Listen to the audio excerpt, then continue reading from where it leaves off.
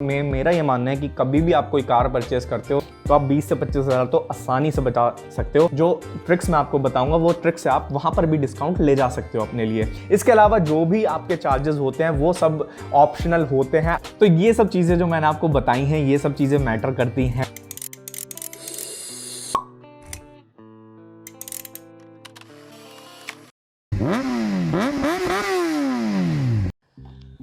Hello friend, नमस्ते, सत श्री अकाल, आदाब। कैसे सबके हाल चाल। तो मैं नमन आपके लिए लेकर आ गया हूँ आज बहुत ही इंटरेस्टिंग वीडियो, जिसमें मैं आपको बताने वाला हूँ कि क्या आप बार्गेन कर सकते हो डीलर्स पे। जब भी आप कोई 2 व्हीलर या 4 व्हीलर लेने जाते हो, क्या आप चीज़ें कर सकते हो वहाँ पर आप डिस्काउंट पाने के लिए, और क्या ये पॉसिबल है 2 व्हीलर्स कैटेगरी में स्पेशली कि हम लोग कुछ डिस्काउंट ला पाएँ, क्योंकि वहाँ पर बहुत ज़्यादा आपको पॉसिबिलिटीज़ नहीं होती हैं। तो 4 व्हीलर्स में फिर भी आपको हो जाता है, लेकिन क्या फैक्टर्स मैटर करते हैं, क्या आपको कंसीडर करना चाहिए, ये सभी इस वीडियो में बता पाऊंगा। तो जल्दी से चलते हैं। तो 4 क्वेश्चन पहले आपको बताना चाहूंगा कि जो हम एक चीज को लेने जाते हैं तो हम लोग इस मामले में पूछ सकते हैं।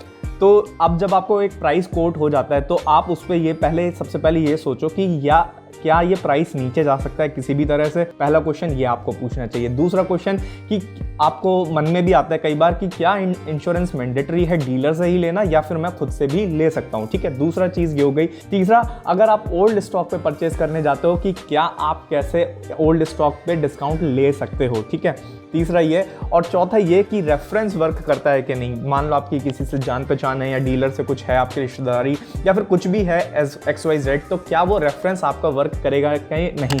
तो इन 4 पॉइंट्स पे भी मैं आपको इसमें बताने वाला हूँ। लेकिन अगर चैनल पे पहली बार हो तो प्लीज चैनल को सब्सक्राइब करना, क्योंकि तभी मैं आपके लिए इतना इंटरेस्टिंग वीडियो लेके आता रहूंगा। तो सबसे पहले मैं चलता हूँ आपके प्राइस ब्रेकअप में कि व्हीकल में एक्चुअली कोई भी आप व्हीकल खरीदते हो तो प्राइस ब्रेकअप क्या होता है। तो आप देखोगे बहुत सारी चीजें हमको बताते हैं डीलर लोग, लेकिन 3 ही चीजें हमेशा एक मैंडेटरी होती है। व्हीकल का एक्स शोरूम प्राइस क्या है, दूसरा उस पे RTO चार्जेस क्या है, प्लस अदर चार्जेस जिसमें मैं आपको एक्सप्लेन कर दूंगा कि क्या क्या है, और तीसरा आपका होता है इंश्योरेंस। इसके अलावा जो भी आपके चार्जेस होते हैं वो सब ऑप्शनल होते हैं। 4 व्हीलर में फास्टैग आपको लेना होता है जो कि RTO के अंदर ही आ जाता है। तो ये चीज है, बाकी आपको कोई भी डीलर फोर्स नहीं कर सकता मेरे हिसाब से कि आपको वो चीज़ लेना ज़रूरी है उस प्राइस पे। और आपके ये तीनों चीज़ें जो होती हैं व्हीकल रजिस्ट्रेशन या परचेज के लिए इंपॉर्टेंट हो जाती हैं।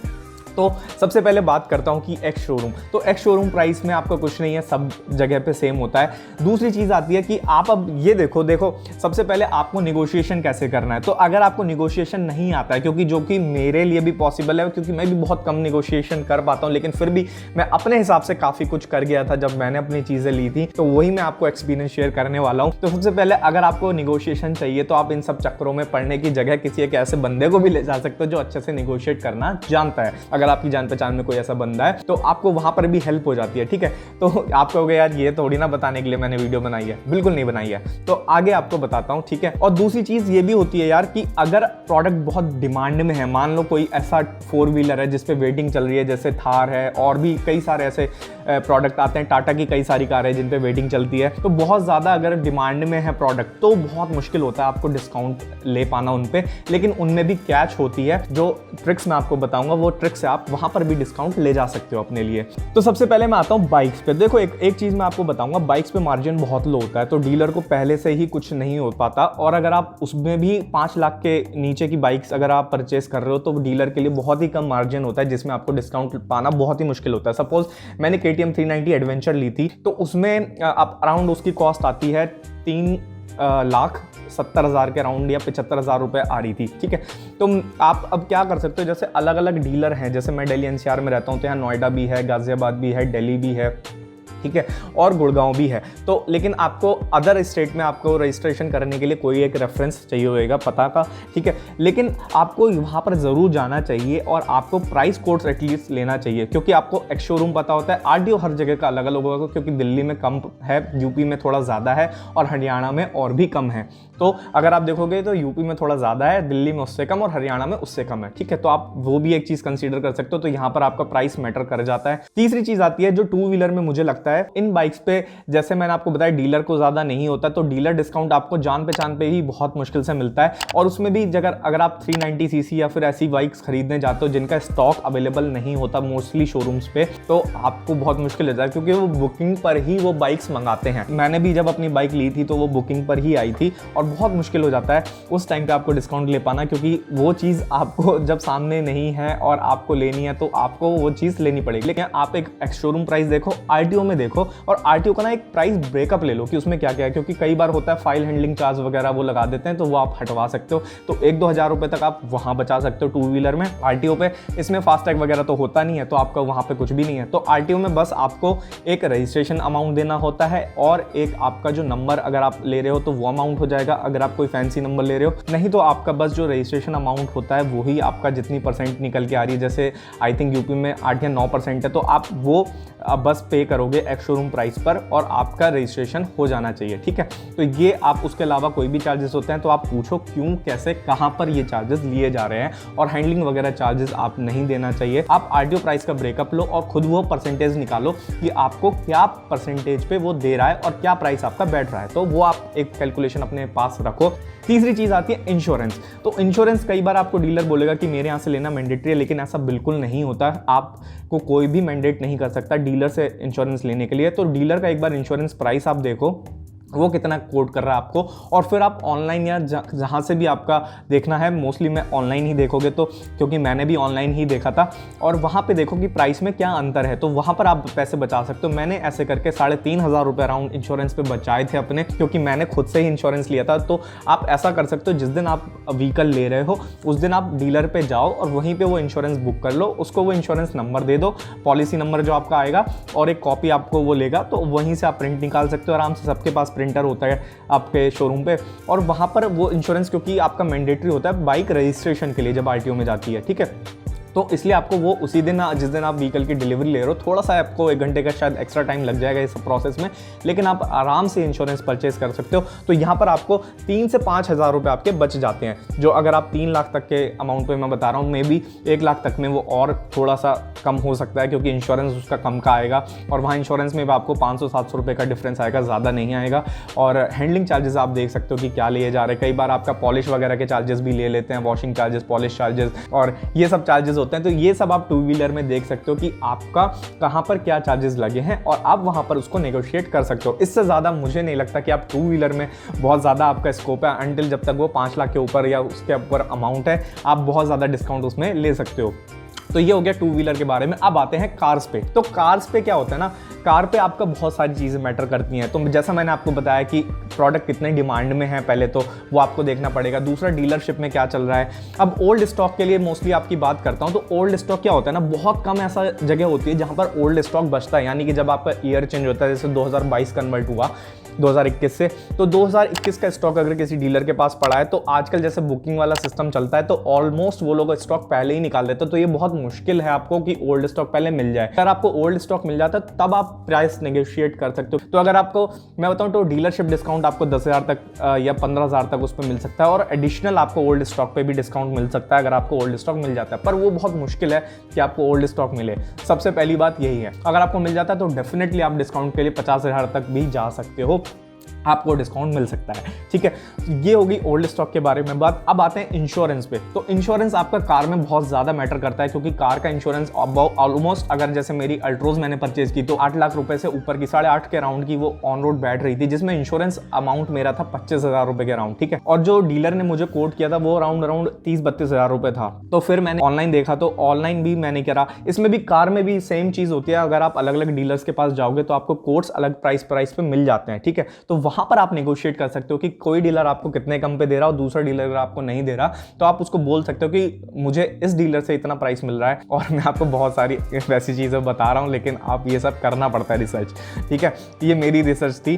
तो आप वो डीलर के पास जाओ और जो डीलर आपको कम पे दे रहा है उसका प्राइस नेगोशिएट कर सकते हो वहाँ पर। तो डेफिनेटली अगर आपको वो कोट आपके पास है किसी भी तरह, क्योंकि आपको वो रिटर्न में बहुत मुश्किल से ही देंगे, डिस्काउंटेड कोट नहीं देते हैं, लेकिन आप फिर भी करा सकते हो। जैसे भी आपको आप बताओगे कि अगर ये डीलर आपको इतने में दे रहा है तो दूसरे डीलर से आप आराम से नेगोशिएट कर सकते हो। तो सबसे पहले इंश्योरेंस पे जो था मेरे को 7,000 रुपये का डिफरेंस आ गया था इंश्योरेंस पे ही, तो बहुत ज़्यादा बड़ी अमाउंट हो जाती है ये भी आपकी। और दूसरा मैंने डीलरशिप डिस्काउंट भी लिया। अल्ट्रोज बहुत डिमांड में रहती है हमेशा, जब मैंने ली थी लास्ट ईयर बहुत ज़्यादा डिमांड में थी, तब भी 1 से 1.5 महीने की वेटिंग तब चल रही थी, लेकिन फिर भी मुझे डीलरशिप डिस्काउंट में 11,000 रुपये मिल गए थे, क्योंकि मेरे को कहीं और डीलर से अच्छे कोड मिल गई थी। तो 18,000 रुपये का ये डिफरेंस आ गया था। दूसरा आपका क्या होता है, जब आप लोन लेते हो तो हाइपोथिकेशन चार्जेस 2,000 रुपये जाते हैं। अगर आप कैश पे ले रहे हो गाड़ी तो 2,000 रुपये आपके वो भी वेव ऑफ हो जाएंगे, तो 19,000 ऐसा हो गया आपका। तीसरा चीज़ जो आपके हैंडलिंग चार्जेस वगैरह होते हैं वो इसमें भी नहीं होते हैं, तो आप वो भी आप अपने माइनस करा सकते हो 1-2 हज़ार रुपये, तो अराउंड आराम से 20 से 21,000 रुपये आप बचा सकते हो यहाँ पर। और दूसरी चीज़ें एसेसरीज जो होती हैं, एसेसरीज आपका बहुत मेन इंपॉर्टेंट रोल प्ले करते हैं। और आपका बाकी चीज़ें जो हैं सेम कार में भी आप ले सकते हो। एक्स शोरूम प्राइस आरटीओ में क्या क्या है, प्लस फास्टैग के 600 रुपये या 500 रुपये जो भी आपके लेते हैं, उसके अलावा आप कोई भी चार्ज पे मत करो, चाहे फाइल हैंडलिंग है चाहे कुछ भी है, वो आपका कोई भी मैंडेटरी आपको नहीं कर सकता। और साथ में आपका इंश्योरेंस जो कि आप खुद से भी ले सकते हो, और अगर डीलर डिस्काउंट पे दे रहा है आपको ऑनलाइन प्राइस तक आ जाता है, जो मोस्टली आ जाते हैं, तो आप डीलर से ही फिर लो, क्योंकि आपको वहाँ पर एक बेनिफिट ये रहता है कि आपकी जो शोरूम की सर्विस होती है वहाँ पर आपको डीलर से आपका अगर कोई क्लेम लेना है, इंश्योरेंस क्लेम, तो वहाँ पर आपको हेल्प हो जाती है। नहीं तो आपको ये देखना पड़ेगा कि जिससे आप इंश्योरेंस ले रहे हो वो आपका ऑथराइज सर्विस सेंटर जो है टाटा या जिस भी ब्रांड की आप गाड़ी ले रहे हो वो उसके अंडर आता है कि नहीं। तो क्योंकि आपको अगर इन केस आपको इंश्योरेंस क्लेम करना है तो आपको उनकी वर्कशॉप पे जाके फिर वो क्लेम करना पड़ता है। तो ये एक डिफरेंस है, तो ये भी आप कंसीडर करना ज़रूर, ठीक है। तो दूसरी चीज़ ये हो गई आपका डिस्काउंट के बारे में इधर इंश्योरेंस पे और पूरी चीज़ों पे। और तीसरी चीज़ जो मैंने आपको बताई, अगर आपके डीलर से रिलेशन है तो आप डीलरशिप डिस्काउंट ले सकते हो, लेकिन वैसे भी आप डीलर को पूछ सकते हो कि मुझे इस पर डीलरशिप डिस्काउंट क्या मिलेगा। रादर देन आपको थोड़ा यहाँ पर स्ट्रगल करना पड़ता है निगोशिएशन के लिए, तो वो आपको ज़रूर खेलना पड़ेगा। उसके अलावा आपके पास कोई भी चार्ज मतलब कोई भी रास्ता नहीं मुझे लगता है। और भी मैंने जो पॉइंट्स नोट किए अपने पास वो मैं आपको बता देता हूँ। एक और चीज़ जो मेरी रह गई है यहाँ पे, तो आपका जो टारगेट होता है, तो जैसे आपका क्या होता है, आप जो मोस्टली व्हीकल परचेज करने जाते हो तो मंथ के ना एंड के 10 दिन या लास्ट हफ्ते पे जाओ, सबसे बड़ी बात है। तो क्या होता है, कभी कभी क्या होता है, जैसे अगर आपका जो डीलर है तो उसको अगर कोई टारगेट मिला हुआ है और उसका टारगेट अंडर अचीव हो रहा है, तो वो आपको शायद अपनी तरफ से डीलरशिप डिस्काउंट दे देगा, तो आपको वहाँ पर थोड़ी हेल्प हो जाएगी। तो ये भी एक ट्रिक है, लेकिन ये मैंडेटरी नहीं है हर जगह हो, लेकिन आपको फिर भी ये फैक्टर मैटर कर सकता है, तो आप ये भी कंसिडर कर सकते हो। तो यहाँ पर भी आपको डिस्काउंट मिलने के चांसेस बढ़ जाते हैं। तो ये सब चीज़ें जो मैंने आपको बताई हैं, ये सब चीज़ें मैटर करती हैं। आप जब भी कार लेने जाते हो या 2 व्हीलर लेने जाते हो, आप इंश्योरेंस पे ज़रूर बचा सकते हो दोनों में। डीलरशिप डिस्काउंट मोस्टली आपको बाइक्स पे तो कम, कार पे ज़्यादा देखने के लिए मिलेगा। और कंक्लूजन मेरा यही है कि अगर 2 व्हीलर में आपके पास ज़्यादा ऑप्शन नहीं है, अगर आप 1 से 1.5 लाख का व्हीकल खरीद रहे हो तो आपको ज़्यादा से ज़्यादा 1-1.5 हज़ार रुपये का फ़र्क आएगा। तो या तो आप अपना इसके लिए सर खपाना अगर चाहते हो तो आप कर सकते हो निगोशिएशन, वरना कोई मैटर नहीं है। बस आप ये देख लो कि कोई एक्स्ट्रा चार्जेस तो नहीं लग रहे हैं आपको, बाकी कोई भी मुझे नहीं लगता इसमें आप ज़्यादा आप अपनी कॉस्ट सेव कर सकते हो। तो ये चीज़ें हो गई हैं और मोस्टली मेरा यही था मानना। बाकी आपकी कोई क्वेरी है तो मुझे ज़रूर बताओ, क्योंकि मैंने ये वीडियो बहुत ही अच्छे से रिसर्च करके आपके लिए बनाई है। जो मेरा एक्सपीरियंस था वो भी मैंने आपको बताया कि कैसे मैंने 20 से 25 हज़ार रुपये आप एक कार पे आराम से बचा सकते हो, इससे ज़्यादा भी आप बचा सकते हो। मेरा ये मानना है कि कभी भी आप कोई कार परचेस करते हो तो आप 20 से 25 हज़ार तो आसानी से बचा सकते हो। तो ये चीज़ें होती हैं जो आपको मैटर करती हैं और आपको ध्यान में रखना चाहिए। जल्दबाजी में आप डिसीजन लोगे तो हमेशा आपको कॉस्ट उसकी पे करनी पड़ेगी, लेकिन आप आराम से अगर रिसर्च करके जाओगे और आप अच्छे से ध्यान दोगे और डिस्काउंट के लिए आप अगर ट्राई करोगे तो ऐसा नहीं आपको नहीं मिलेगा, ज़रूर मिलेगा। तो यही मेरा मोटिव था, आप लोगों को थोड़ा अवेयर करना, आप लोगों को बताना कि कैसे आप जब कोई चीज़ लेने जाते हो या फिर 2 व्हीलर या 4 व्हीलर लेने जाते हो अपने पैसे बचा सकते हो।